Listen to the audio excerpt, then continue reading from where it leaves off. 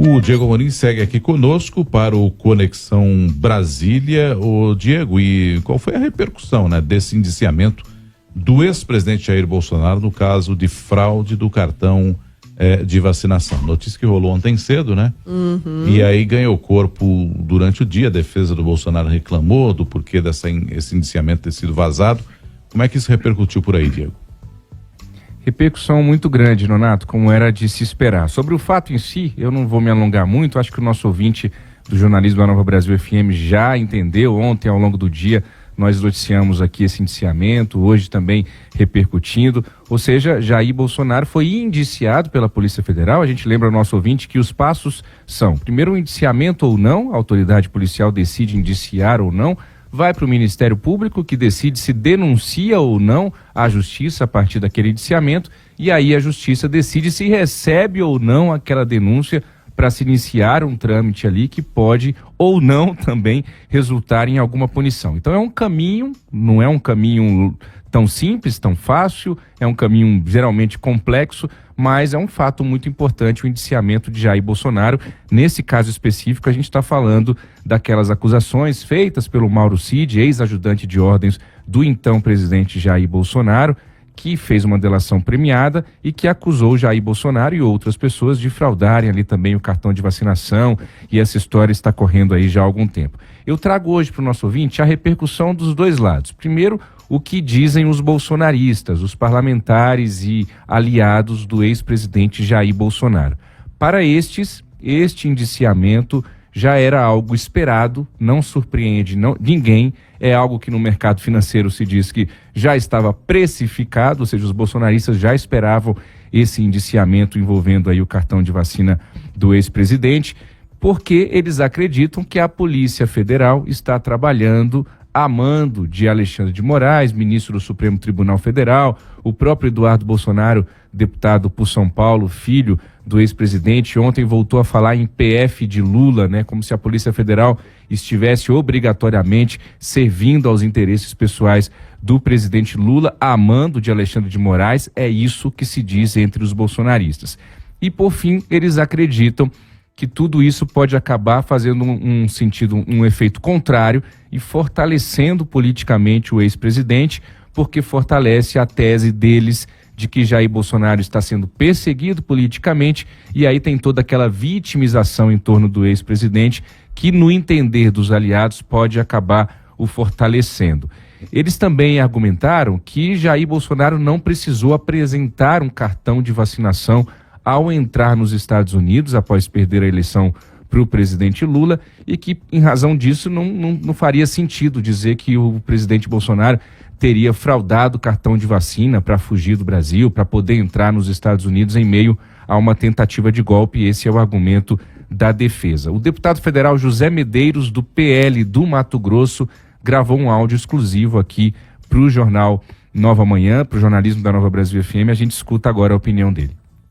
Então, Diego, esse indiciamento para nós não é surpresa. É até importante que a gente diga que o indiciamento dentro do inquérito policial, ele tem o valor que o Código de Processo Penal dá a ele, que é o livre convencimento do delegado, ou seja, a opinião do delegado, né? E essa opinião, obviamente, que vai ser contestada pela defesa do presidente. Agora, ela, para nós, já estava precificada, não só esse, mas todos esses inquéritos que estão sendo abertos nesse governo pela polícia do Lula, e as palavras não são minhas, as palavras são do ex-ministro e atual ministro do Supremo Tribunal Federal, Flávio Dino, que disse que aqui está a sua Polícia Federal, aqui está a polícia à disposição da vossa causa. Então, dentro dessa causa, e como o Lula já disse que era necessário criar uma narrativa para que o Bolsonaro não voltasse, esse inquérito aí é da série da importunação de baleias. Então, Bolsonaro se ria porque riu, se não ria porque não riu. De todo jeito, vão estar caçando uma maneira de torná-lo nulo para o processo eleitoral.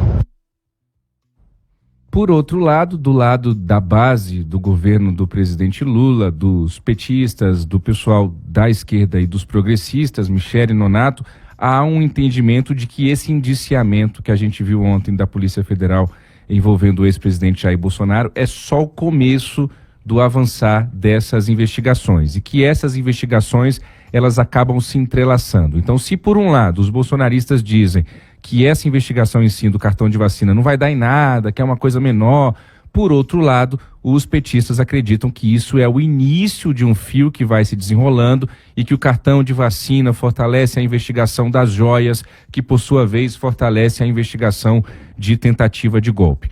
Um outro ponto, do lado dos apoiadores do presidente Lula, é o de que esse indiciamento mostra como o ex-presidente Jair Bolsonaro, no entender deles, é um criminoso nas pequenas coisas. Então, mesmo que não seja uma história gigantesca, um escândalo gigantesco, isso tem uma força política muito grande, porque mostra como nas picuinhas, entre aspas, e nós não estamos falando de uma picuinha nesse caso, mas em comparação uma tentativa de golpe de Estado seria, e isso mostra como Jair Bolsonaro é um criminoso contumaz. É assim que também defendem aliados do presidente Lula, que querem ver o ex-presidente Jair Messias Bolsonaro na cadeia. Essa é a opinião, por exemplo, da deputada federal Érica Cocai, do PT aqui do Distrito Federal, que também gravou um áudio exclusivo para o nosso jornalismo. Vamos ouvir a deputada.